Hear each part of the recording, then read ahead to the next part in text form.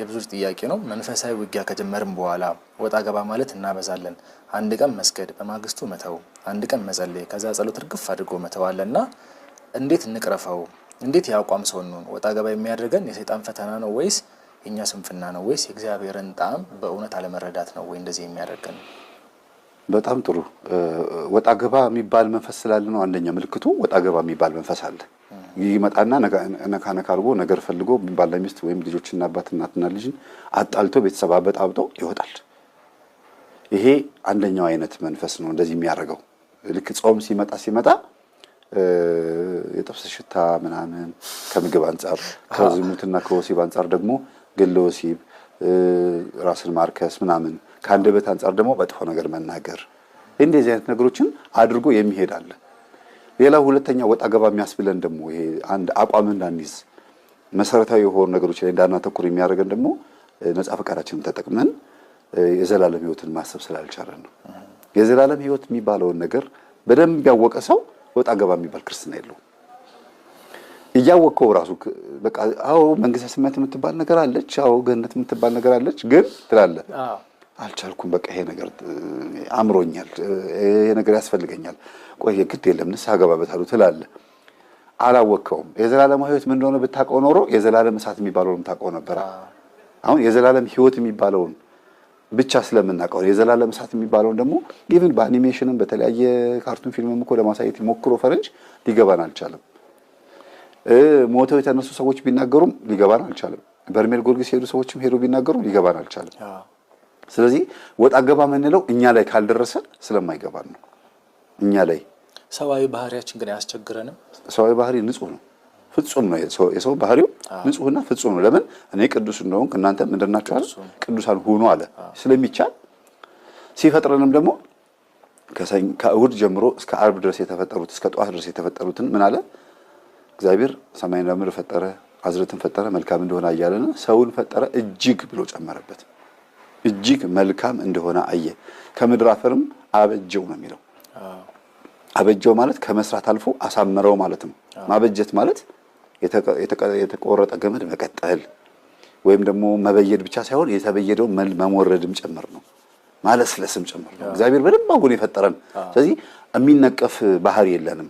ያ ማለት እግዚአብሔርን ጎዶሎ ማድረግ እኛ በጊዜ ሂደት የምናዳብረው ጸባይ ነው እንጂ ባህሪያችን መንደራችን ያወረሰን፣ ቤተሰብ ያወረሰን፣ አገር ወይም ደግሞ የምንኖርበት ቦታ ያወረሰን፣ ዘመኑ ጊዜው ያወረሰን ባዕድ ነገር ባህሪያችንን ጋርዶ ይሄ ባህሪ ነው ይሄ ጸባይ ነው ይመጣና ይከልለዋል።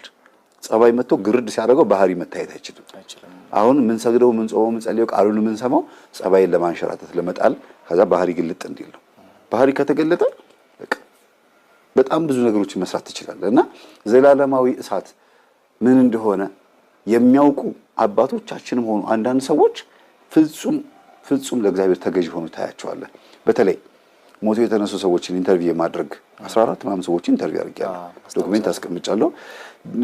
ዶክተር ይመስለኛል ማሞ ወድነህ የሚባሉ መጽሐፈ እስራኤል ወንጀለኛው ዳኛ ምናምን የሚባለው መጽሐፍ የጻፉ ዶክተር ናቸው። ብዙዎች ታውቋቸዋላችሁ። ከሞት በኋላ ህይወት የሚል መጽሐፍ ጽፈዋል። የ150 ሰዎችን ሞቶ የተነሱ ሰዎችን ኢንተርቪው መጽሐፍ አለ የተተረጎመ። እሱ መጽሐፍ ካነበብኩኝ በኋላ ውስጤ ደስ የሚል ፍርሃት አደረብኝ። የሚያስፈራ የሚያስደነግጥ አይደለም፣ ደስ የሚል ፍርሃት። የምን ፍርሃት ነው? የእውነት እግዚአብሔርን በደንብ እንድፈራው አደረገኝ። ሄደው ሞተው ከመጡ በኋላ የሚናገሩት ንግግር የሚገርም ነው። እናንተ ምድር ላይ ያላችሁ ሰዎች እድለኞች ናችሁ። ምን አለች አንዱ? እድለኞች ናችሁ። እዛ ሆኜ ሞቼ ሊፈረድብኝ ተዘጋጅቼ ምድር ላይ ያሉ ሰዎች ለኔ ይጸልያሉና ጸሎቴ ተሰማ። ጸሎታቸው እዚህ እኔ ሰማዋቸው። እግዚአብሔር ሆይ እናቴን አትርፍልኝ እያለ እየጮኸ አጠገቤ ሆነ ይጮሃል አለች። እኔ የመላከ ሞት ፊት ተፋጥጫለሁ አለች። እና በሱ በልጄ ጸሎት ምክንያት ምድር ላይ ባለው ሰው ጸሎት ምክንያት ያ መላከ ሞት ትቶኝ ሄደ። ያለ ቀኔ ስለሞትኩኝ አስጣለኝ። ስለዚህ እኛ ምድር ላይ ያለን ሰዎች በጣም እድለኞች ነን። ለራሳችንም እንችላለን፣ ለማንም እንችላለን፣ ለሞቱትም ጭምር መጸለይ እንችላለን። እድለኞች ነን፣ ግን አልተጠቀምንበት። ስለዚህ እኛ ከሞት በኋላ ያለውን ህይወት ማየት የምንችል ሰው ብንሆን፣ ዘላለም የሆነውን ህይወት ማየት የምንችል ብንሆን በጣም ጠንካራዎች ነው የምንሆነው ብዬ አስባለሁ። ደስ የሚል ፍርሃት ማለት በቃ ያንን ህይወት መውረስ አልፈልግም፣ ለምን እቃጠላለሁ?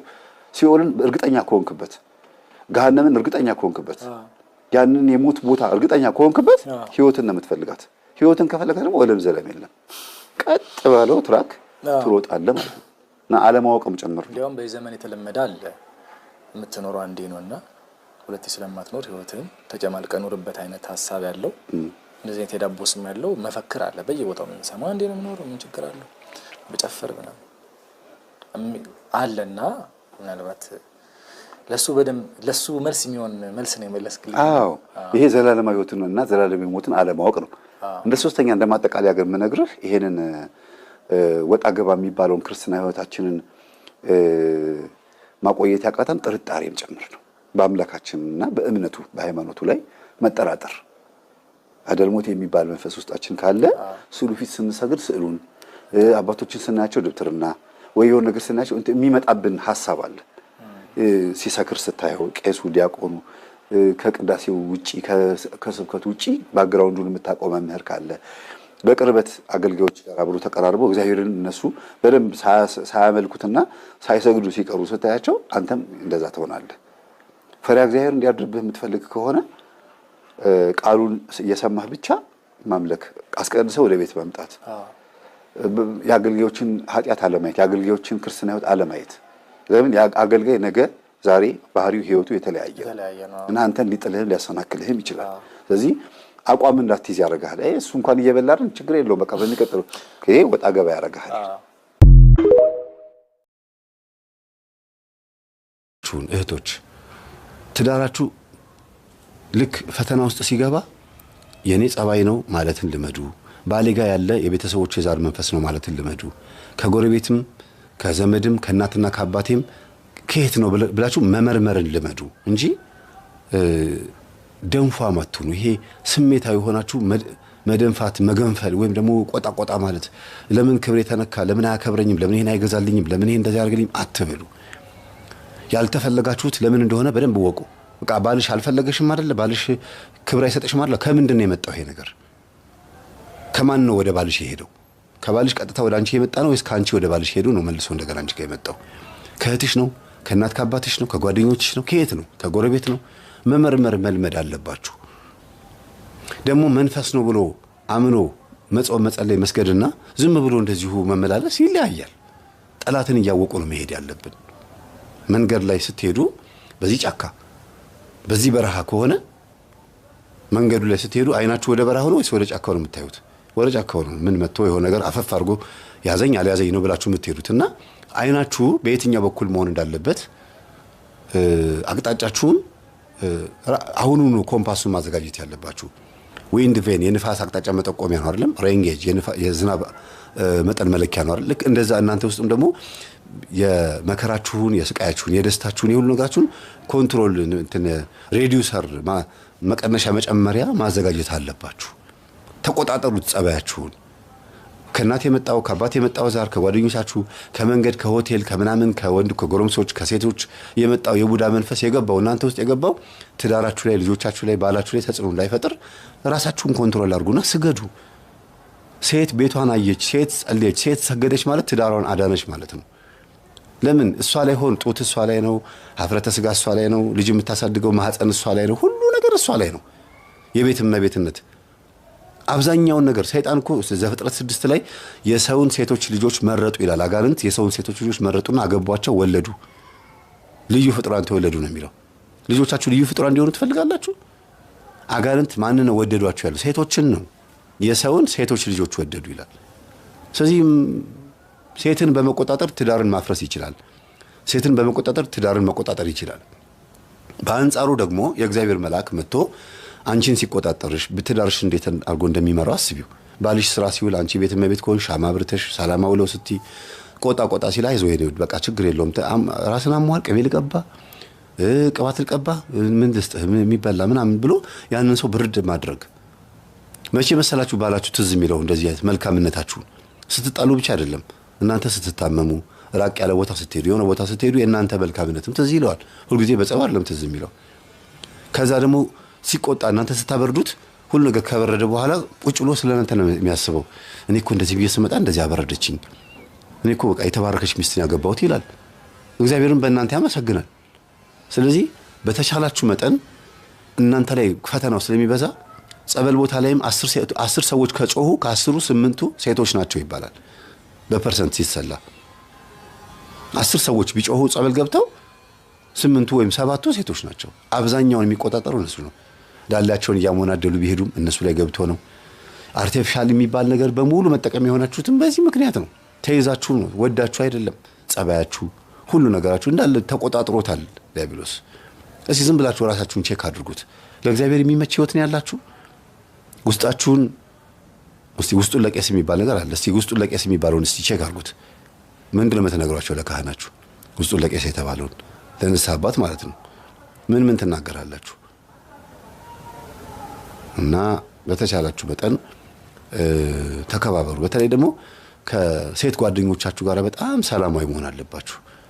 ሴት ጓደኛዋን እንዴት መቅረብ እንዳለባት በቃ ፕላን ማውጣት አለባት። ገደቡ እስከ ድረስ መሆን እንዳለበት። ለቤቴ ስትመጣ የሴት ጓደኛዬ ገደቡ ድረስ ነው፣ እስከ ማደር ነው፣ አብሮ እስከ መብላት እስከ መጠጣት ነው። እኔ በሌለውበት ሰዓት ባሌ እሷ ቤት ውስጥ ሆና ከባሌ ጋር እስከ መዋል ነው። የዝሙቱን ብቻ አይደለም ማሰብ ያለባችሁ። በትዳርሽ ቀንታ ልታጣላ ሁሉ ትችላለች። ስለፈለገችው አይደለም ልታጣላችሁ፣ ስለጠላችሁ ልታጣላ ትችላለች። በአንቺ ቀንታ ትዳርሽን ልታለያይ ትችላለች። የግዴታ ባልሽን ልትቀማ ብቻ አይደለም። በተለያየ አይነት መንገድ ችግር ልትፈጥርብሽ ስለምትችል እንዲሁም ደግሞ ቡዳ መንፈስ ካለባት እሷ ባትመቀኝም እሷ ላይ ያለው መንፈስ ተመቅኝቶ ከአፏ የሚወጣው ቃል የባልን አንቺንና ባልሽን የሚያጣላ ሊሆን ይችላል። መልካም ጓደኛሽ ሆና ጥሩ ጓደኛሽ ሆና ግን ቡዳ መንፈስ ስላለባት ብቻ የሚያጋጭና የሚያናጭ ወይም ደግሞ የተለያየ አይነት ችግር የሚፈጥር መንፈስ ስላለባት ብቻ ድንገት ተሳስታ ለባልሽ የማይሆን ነገር ትናገራለች። ላንቺም የሆነ ምክር ትመክርሽና ነገሩ እስከ ፍቺ ሊሆን ይችላል። ሟርት ይሆንባታል ማለት ወይኔ እኔ እኮ ባልናገር ኖሮ አትፋቱም ነበረ፣ ጥፋተኛው እኔ ምናምን ብላ ደግሞ መልሳ ትጸጸታለች። እሷም ወድ አይደለም። ስለዚህ ገደብ ሊኖረው ይገባል። እንደዛ ነው መሆን ያለበትና ስለነበረ ሰዓቱ ላይ አምላካችን ስም የተመሰገነ ይሁን። ሰላም ሁኑ።